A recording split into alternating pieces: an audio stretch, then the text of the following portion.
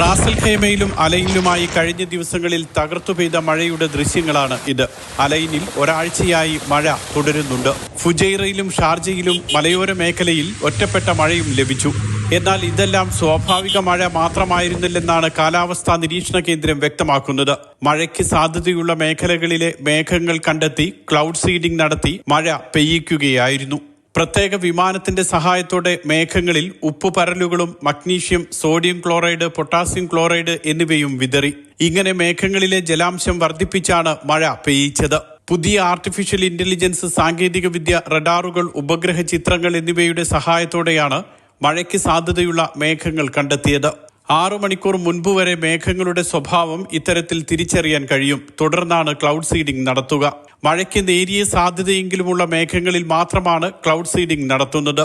ഇക്കൊല്ലം ഇതുവരെ 172 cloud seeding നടത്തിയതായി കാലാവസ്ഥാ നിരീക്ഷണ കേന്ദ്രം അറിയിച്ചു. കഴിഞ്ഞ വർഷത്തേക്കാൾ കുറവ് മഴയാണ് ഇക്കൊല്ലം രാജ്യത്ത് ലഭിച്ചതെന്നും UAE കാലാവസ്ഥാ നിരീക്ഷണ കേന്ദ്രം വ്യക്തമാക്കി. Mathrubhumi news, Dubai.